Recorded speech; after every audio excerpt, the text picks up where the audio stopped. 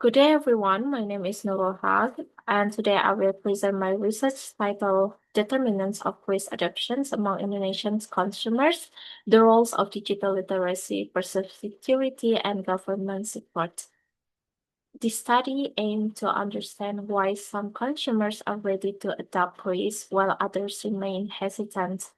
I will walk through the background, research gap, objectives, frameworks, hypotheses, methodology, and significance.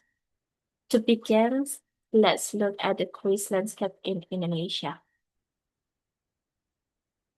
QRIS has grown very rapidly since its launch in 2018 and has become a major digital payment system in Indonesia. It offers convenience, interoperability, and wide acceptance. However, consumers' adoption is still uneven. Some users are confident, while others hesitate due to limited digital literacy, concerns about transaction security, and lack of understanding of digital financial tools. Because of this, understanding the behavioral factors behind quiz adoptions is very important. With this background, let's look at the research problem and gap. The main problem is that consumer usage of quiz doesn't fully match its potentials. The infrastructure is already strong, but adoption varies widely across regions and demographics. From the literature review, several gaps appear. First, many studies focus on merchants or technical aspects rather than consumer behavior. Second, only a few studies use behavioral frameworks such as TAM, Technology Acceptance Models, and UTAUT, Unified Theory of Acceptance and Use of Technology, to explain quiz adoptions. And third, important variables like digital literacy, perceived security, and government support are rarely examined together in one integrated model. These gaps show the need for more comprehensive, theory-based explanations of quiz adoptions. Next, here are the objectives of the study. The study aimed to identify the key behavioral factors influencing quiz adoptions, examine the effects of digital literacy, perceived security, and government support, combine TAM and UTAUT into a single conceptual model, and test all relationships using quantitative analysis. These objectives guide the directions of the research. To support these objectives, the following conceptual framework was developed.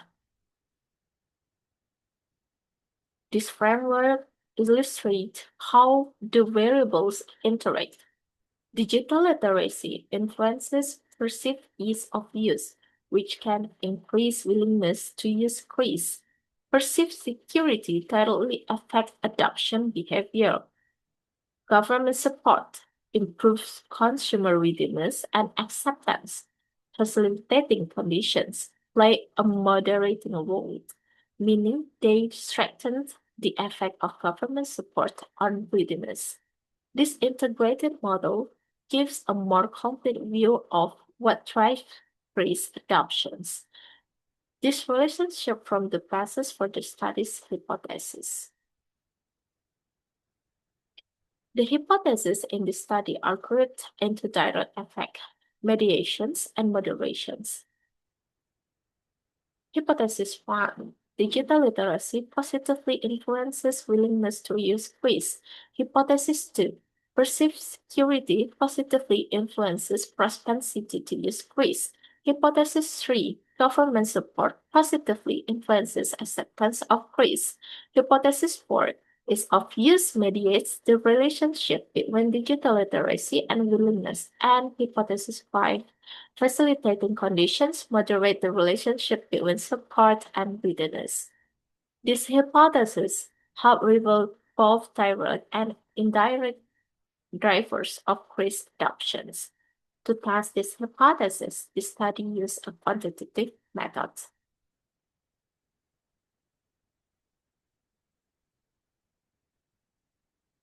This research uses a quantitative approach with an online survey. The target respondents are active QRIS users across Indonesia. Based on the Crutchy and Morgan sampling table, the minimum sample size needed is 384 respondents. Data is analyzed using PLS-SEM, which is well suited for models involving mediations and moderations. All measurement items were adapted from validated scales to ensure accuracy and reliability. This approach allows the study to test the behavioral model effectively. Next, let me highlight the contributions and significance of this study. The study contributes in three main areas.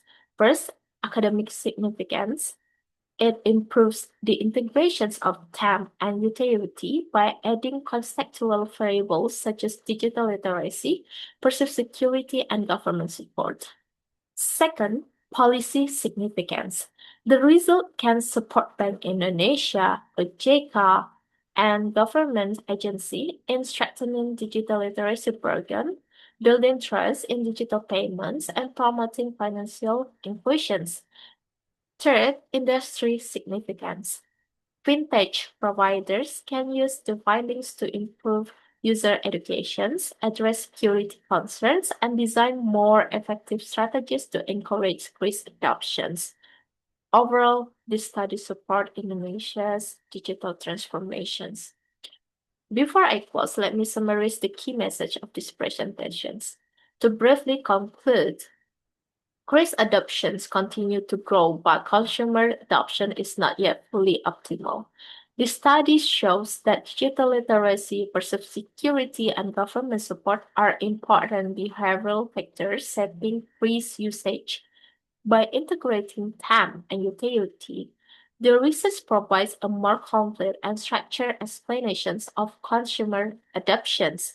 The findings can benefit academia, policymakers, and the digital payment industry in improving QRIS usage nationwide.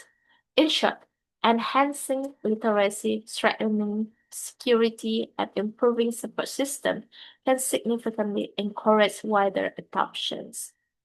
With that summary, I will now end the presentations. Thank you very much for your attentions.